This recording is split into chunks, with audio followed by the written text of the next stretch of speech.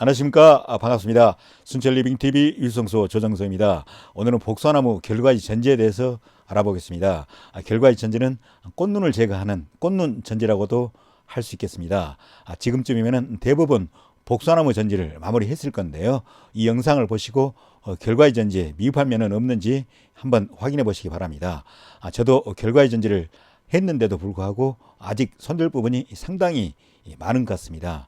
오늘은 왜 결과지 전지가 필요한지 그 효과에 대해서 말씀을 드리고 구체적으로 결과지 전지를 하는 방법을 시연해 보겠습니다. 그럼 복숭아나무의 적절한 결과지 전정이 왜 필요한지부터 말씀을 드리겠습니다. 복숭아나무는 전년도에 새로 나온 가지에 꽃눈이 오고 열매가 맺히게 되는데요. 자연 상태 그대로 놔두게 되면 여러 가지 문제를 이야기하게 됩니다. 먼저 과다 착과로 인해서 불필요한 양분 소모가 증가하게 되겠습니다. 그리고 햇빛 투과와 통풍이 불량하게 돼서 과일 품질이 떨어지는 것은 물론이고 병충해 발생 가능성이 그만큼 높아지게 되겠습니다. 여기서 더욱 중요한 것은 과다 착과 시 적과 품이 엄청 많이 들게 되는데요. 대규모 과원의 경우 과다한 비용 지출을 수반하기 때문에 과원의 채산성 악화에도 부정적인 영향을 끼칠 수밖에 없을 것입니다. 그럼 여기에서 얼마나 많은 수의 꽃눈을 제거할 것인가가 문제일 건데요. 일반적으로 전체 눈수의 60%에서 90% 범위 내에서 실시를 합니다. 일반적으로 전정량을 50%로 하면은 남아있는 눈에 집중되는 양분이 전정하지 않는 나무에 비해 2배가 되고 75%라면 4배, 90%에서는 10배에 달한다는 것으로 알려져 있습니다. 복숭아나무의 적당한 전정량은 전체 꽃눈 수의 60%에서 70% 정도입니다. 아주 중요하기 때문에 다시 한번 반복하면은 복숭아나무의 적당한 전정량은 전체 꽃눈 수의 60에서 70% 사이입니다. 이렇게 적당한 양의 전정을 하게 되면은 양분이 적절히 분배되어서 신초의 발육이 원만해지고 과실 비대에도 도움이 됩니다. 그리고 도장지 발생도 적게 되겠고요. 또 햇빛을 받는 양도 충분해서 고품질 과실을 생산할 수 있게 됩니다. 그러나 전정량이 80%를 넘게 되면은 양수분 과잉으로 인해서 도장지 발생이 증가할 수 있고 또 생리적 낙하와 과실 품질 저하를 초래할 수 있기 때문에 너무 과하지 않게 결과지 전정을 하는 게 좋겠습니다. 그리고 복숭아나무는 2년차부터 열매가 몇 개 열릴 수 있고 3년차부터는 상당량의 과실을 수확할 수 있게 되겠는데요. 2년에서 4년생 정도 된 비교적 어린 유목은 결과지 전정을 조금 약하게 하고 5년생 이상 된 성목에 대해서 60에서 70% 정도 결과지 전정을 해주시면 되겠습니다. 그럼 지금부터는 복숭아나무 결과지 전지 방법에 대해서 말씀을 드리겠는데요. 결과지가 어떻게 구성되어 있는지 설명을 드리고 단과지, 중과지, 장과지에 대해서 조금 자세히 설명을 드리도록 하겠습니다. 왜냐하면 이것을 알아야지 제대로 된 결과지 전정을 할 수 있기 때문입니다. 복숭아나무 결과지 끝에 붙어 있는 끝눈은 잎눈이고요. 결과지 옆에 붙어 있는 곁눈은 꽃눈과 잎눈이 섞여 있습니다. 그런데 대개 2개에서 3개의 눈으로 되어 있습니다. 바르기 좋은 결과지에는 2눈 이상의 겹눈이 많고 세력이 좋지 못한 결과지에는 홀눈이 생깁니다. 그리고 아시겠지만은 복숭아나무 잎눈은 끝이 뾰족한 형태를 띠고 있고요. 또 꽃눈은 몽실몽실한 원형이어서 쉽게 구분을 할 수 있을 겁니다. 복숭아나무 결과지는 길이에 따라서 단과지, 중과지, 장과지 등 크게 3가지로 나누어집니다. 단과지는 길이가 10cm 이하인 짧은 가지입니다. 단과지는 끝에 있는 끝눈만 잎눈이고 나머지는 모두 꽃눈으로 되어 있습니다. 따라서 이러한 단과지 끝을 잘라버리면 잎이 발생하지 않아 후년에 가지가 말라 죽기 때문에 끝을 자르지 않도록 해야 할 것입니다.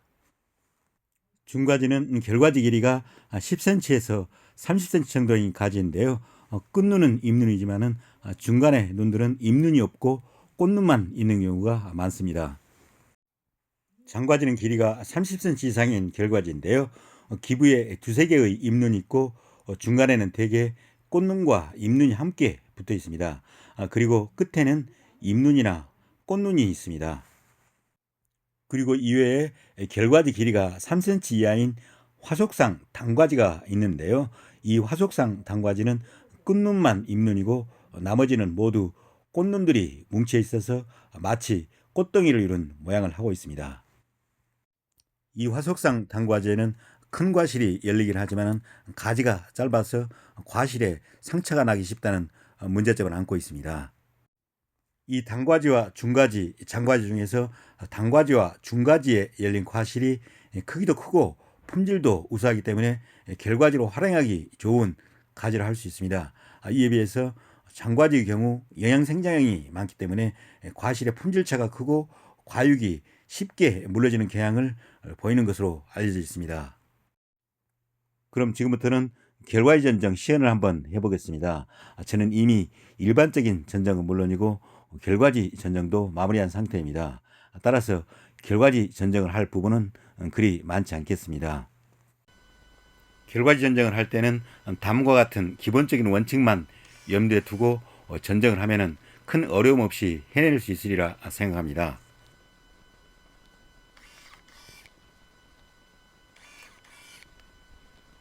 첫째, 결과지 전정을 할 때는 5년 이상 된 성목의 경우 꽃눈의 60에서 70% 정도를 제거한다 생각하시면 되겠습니다. 둘째, 결과지 간 간격은 20cm 정도 유지하는 게 좋습니다. 셋째, 단과지와 중과지를 결과지로 적극 활용하는 게 좋습니다. 그리고 단과지의 경우 잎눈이 결과지 끝에만 붙어 있기 때문에 끝을 자르는 절단 전정을 하기보다는 불필요한 경우 결과지 자체를 완전히 솎아내는 솎음 전정을 해주는 게 좋습니다.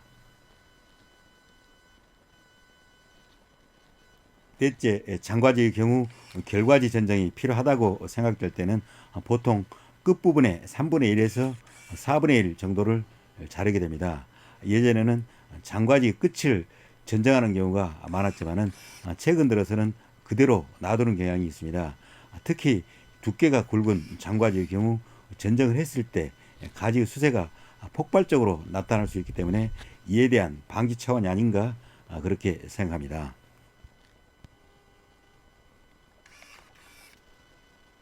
마지막 다섯 번째로 세력이 왕성한 가지는 기부에 눈 2개 내지 3개를 남기고 잘라서 예비지로 활용하는 게 좋습니다.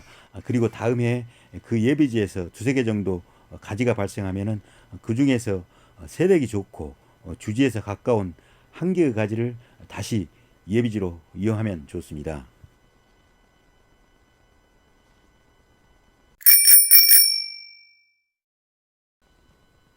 제가 지금까지 이 결과지 전정에 대해서 설명을 해드렸는데요. 아무쪼록 이에 대한 이해의 폭을 넓히는데 조금이나마 도움이 되셨기를 바랍니다. 그럼 이걸로써 오늘 프로그램을 마무리하겠습니다. 늘 저희 순천리빙TV를 시청해 주셔서 고맙고요. 오늘 하루도 즐겁고 행복한 시간 되시기 바랍니다. 감사합니다.